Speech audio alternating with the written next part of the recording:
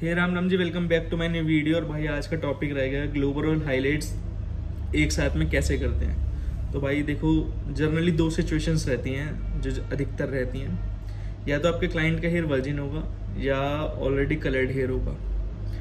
तो भाई जैसे अगर सपोज करो वर्जिन हेयर है तो वर्जिन हेयर के ऊपर तो आप सीधा ऐसे कर सकते हो।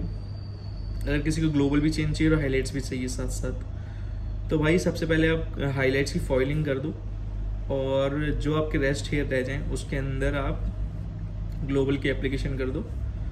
और जब आपका अंडर कोट अचीव हो जाए और भाई आपका ग्लोबल का टाइम भी हो जाए, सबसे पहले फॉइल्स को लॉक करके आप पहले ग्लोबल को वॉश कर दो और फिर आप अपने फॉइल्स को ओपन करके आप जो उसमें ब्लॉन्डर लगा रहता है उसको भी वॉश आउट करके और अपना कलर डिपॉजिट कर दो जो भी आपको हाईलाइट्स में चाहिए। पहला तरीका तो भाई ये रहता है। दूसरा तरीका ये रहता है भाई कि सपोज आपके क्लाइंट ने पहले एक हाईलाइट्स करा रखी थी। अब भाई एक तरीके से एक केस स्टडी समझाता हूँ मैं आपको। एक क्लाइंट है, पहले उसने हाईलाइट्स करा रखी थी 7.3 और उसका ग्लोबल था 5.3। नेचुरल बेस शेड है उसका 4 नंबर का। अब वो वापस आया है 6 महीने बाद, हाईलाइट्स नीचे आ चुकी है। 6 महीने की रीग्रोथ समझ लो इतनी हो गई है। अब यहाँ से यहाँ तक तो ब्लैक हेयर है, नीचे नीचे कलर्ड है जिसमें हाईलाइट्स भी और ग्लोबल भी है। अब वो आके आपसे कहता है कि भाई मुझे ग्लोबल भी यही चाहिए, हाईलाइट्स भी यही चाहिए और मैं चाहती हूँ कि ये ब्लैक हेयर हैं ये उसके साथ ही मर्ज हो जाए।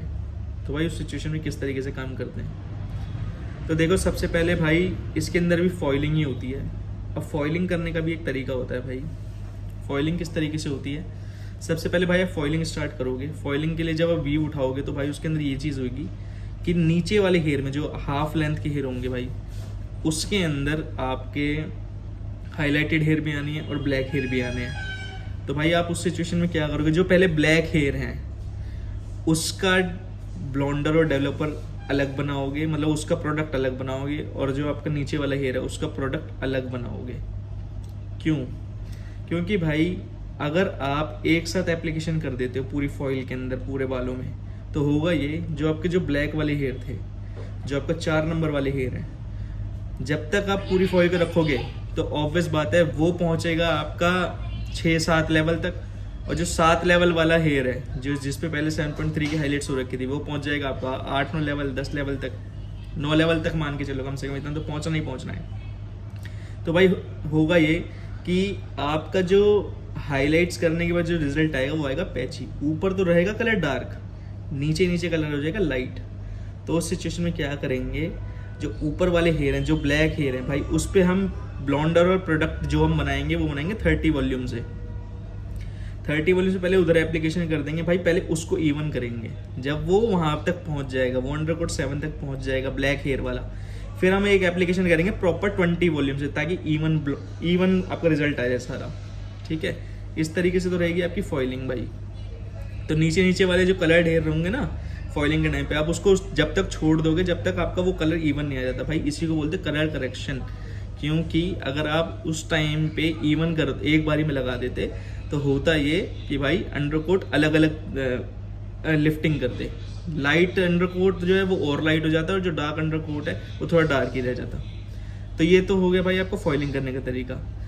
अब जो बचे हुए हेयर है भाई उसके अंदर भी ये होगा कि नीचे नीचे वाले हेयर में कुछ हेयर ऐसे भी होंगे जिसके अंदर आपका ये रहेगा कि भाई लाइट कलर दिखेगा और आधे बालों के अंदर आपका ब्लैक कलर दिखेगा।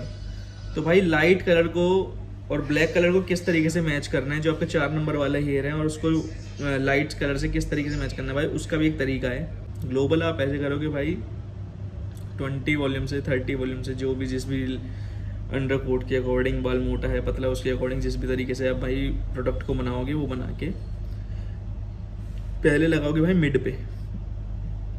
पहले लगा दो मिड पे, जहाँ पे आपके 4 नंबर वाला कलर है सिर्फ। अब मिड किसको बोलते हैं भाई, रूट्स मिड और एंड्स में डिफरेंस होता है भाई। रूट्स होती है बिल्कुल आपकी जड़ों के पास, जो 1-1 इंच का एरिया होता है उसको बोलते हैं रूट्स। मिड होता है आपका जो रूट्स के बाद स्टार्ट होता है और एंड से मतलब जो जहाँ पे आपका प्रीवियस कलर था उससे पीछे पीछे वाला एरिया। यानी कि जैसे सपोज करो इतने में हमारा ब्लैक हेयर है, नीचे हमारा लाइटर हेयर है। अब रूट्स हमने 1 इंच यहाँ से छोड़ दी और जहाँ तक हमारा ब्लैक हेयर है उतने एरिया को हम भाई मिड मानते हैं और नीचे वाले को एंड्स मानते हैं, ठीक है। तो पहली एप्लीकेशन करोगे मिड में लगा के छोड़ोगे 15 मिनट। दूसरी एप्लीकेशन करोगे भाई रूट्स में जैसे ही आप एप्लीकेशन खत्म कर दोगे भाई, थर्ड एप्लीकेशन करोगे आप एंड्स में। अब कई भाई मेरे को ये बात बोलेंगे कि भाई इसके अंदर तो बहुत दिक्कत होगी, फॉइल्स खुल जाएंगी, ये होगा वो होगा वो। भाई अगर आपको रिजल्ट अच्छा चाहिए तो भाई होगा ऐसे ही, क्योंकि इसका प्रोसेस ही इस तरीके से है। फिर उसके बाद आप जैसे ही आपका टाइम हो जाता है, आप फॉइल्स को लॉक करते हो, ग्लोबल को वॉश करते हो, फॉइल्स ओपन करते हो, उसको भी वॉश कर देते हो, ब्लेंडर को भी, और भाई आप अपना कलर डिपॉजिट कर देते हो। तो भाई ये रहता है प्रोसेस। अगर आपके कलर्ड हेयर भी हैं तो इस तरीके से आप कर सकते हो।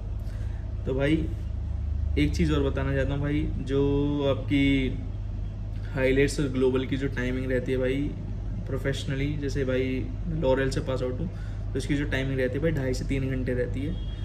क्योंकि अगर हम एक ही क्लाइंट के अंदर 4-5 घंटे, 6 घंटे, 7 घंटे लगाएंगे तो भाई पूरे दिन के अंदर हम क्लाइंट ही कितने अटेंड कर पाएंगे। तो भाई आई होप तुम्हें ये वीडियो पसंद आई होगी, और भाई अगर इससे कुछ नॉलेज मिली हो या अगर इसके अंदर कुछ लग रहा हो आपको तो भाई कमेंट में ज़रूर बताएं, और भाई चैनल को सब्सक्राइब कर लो। भाई आपके सपोर्ट से ही वीडियो बनाने का हौसला मिलता है मुझे भी। बाकी मिलेंगे नेक्स्ट वीडियो में। जय श्री राम, राधे राधे।